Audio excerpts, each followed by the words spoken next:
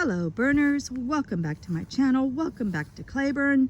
I feel very blessed to have you with me today. So I'm still sick with my tick fever, and so I'm not going to show myself on camera. Y'all know what I look like. Well, I promise you I don't look any better when I'm sick. But I was just hanging out with Lisa over on Vancouver Island. Her channel name is Growing on Vancouver Island. And she was doing a beautiful garden tour of her garden, and she was showing her successes and her failures. And we started laughing about my pumpkin patch. I was telling her, whatever you do, Lisa, don't grow those giant jack-o'-lantern pumpkins, because I swear I think mine is going to end up down at my neighbor's down the road if it keeps going at this rate. So I'm just going to start here. Let me back up a little. So I'm going to show you my zinnia patch. So these are called, what are they? Double bloom, giant double scarlet. Giant double scarlet is technically their name. And you can see how big they are, how pretty they are. And they're all this beautiful, gorgeous red color. Look at this tall boy. He is like, I don't know, he's like 4.5 feet tall. That's crazy tall. You are crazy tall, flower. Look at this one. What the heck? It's like a morphed, I don't know, something in between a red, oops, my phone is slipping. Something in between a red and a green. Very strange. I'm sure it wasn't meant to be like that. Anyway, look at this one. So these normally would have been sold at the farmer's market, but the farmer's market and me didn't get along. It was too hot, too windy, and if you're curious, you can watch that other video, Success or Fail. Look at that one though. Wouldn't these be so pretty? Oh my goodness, to sell them and share the love with other people, but it's okay. Passers-by get to enjoy them here, and I get to enjoy them, and I can share them with my friends around town, and that makes me just as happy. And I can share them with my gardening friends, such as that little guy who just flew off. So I really am happy with the giant double scarlet zinnias. I think they're just so pretty. They're so pretty, especially in this beautiful evening sunlight. They're just such a stately flower. Okay, and then we're going to turn around and look behind me, and I'm going to show you the blazing stars. So this garden bed, which is divided half into gladiolas and half into blazing star. The glads are just about finished for the season, but the blazing stars are still growing strong. I want to show you. Look at this blazing star. Like, is this some kind of a record or something? I mean, look at that. That's crazy big. Look at that. It's more like a Jack and the Beanstalk than a blazing star.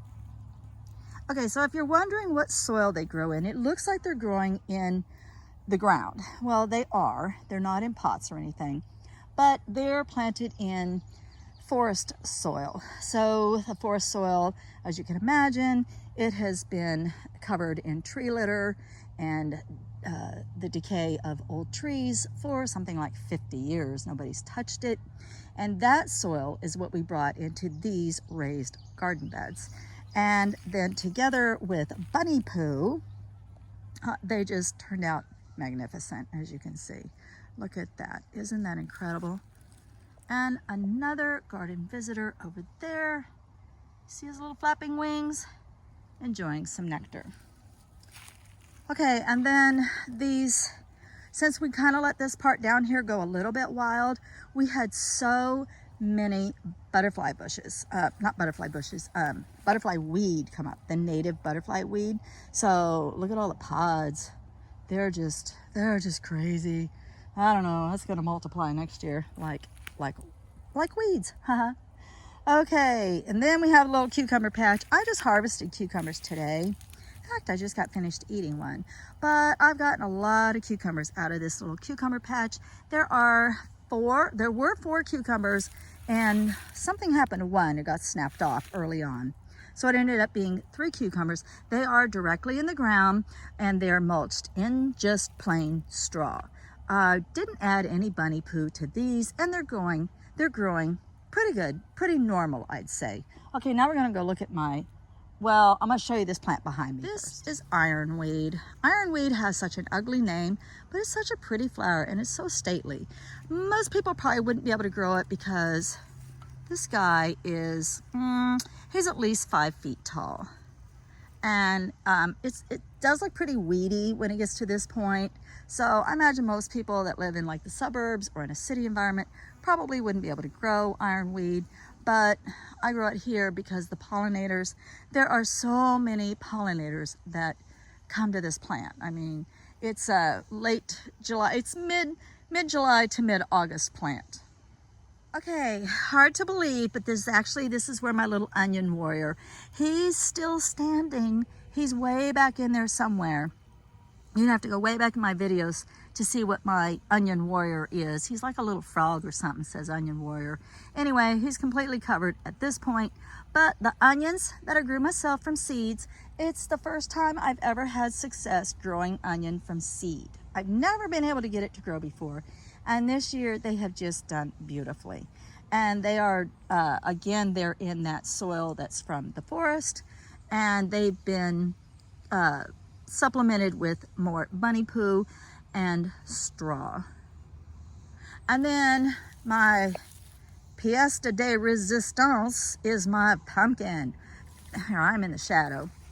Don't ask me what I was thinking. I thought pumpkin patch, like a normal pumpkin patch, right? Well, it turns out you need like 1/8 of an acre to grow these big giant jack-o'-lantern pumpkins. So, they're just massive. And he just keeps going. He never stops. He's going to go to that neighbor over there, and then he grows all the way down here, and he's going all the way down over there, and he's going to go out in the road, down the ditch, and over to George's house, which, you know, I hope they like pumpkins over there, because that's probably where this pumpkin's going to end up. So this was just called jack-o'-lantern pumpkin. And I've got the package inside, and I'll see if I can find out the actual real name of it. But, you know, I was thinking, you know, a pumpkin patch. Well, boy, did I ever get a pumpkin patch. Oh, my goodness. So the garden behind me, the last and the third flower bed, looks like a hot mess, I know. And it's mostly because the pumpkin is taking over, and I really can't get in here to weed it. But the lavender is in here, planted for next year. So I planted my lavender seeds, and then they sprouted, and then they won't really do anything until my second year, which will be next year. Okay, this was just kind of a last minute tomato plant I put in. It's called Super Sweet 100 Cherry Tomato. It's a little dry tonight, but believe me, it'll rain. It'll rain within 24 hours. It has all summer. So this is, again, it's in half composted bunny poo and half potting soil. This is one of my few containers that I grew veggies in. And look at the amount of tomatoes. And I've been getting ripe tomatoes from this for about 3 weeks now.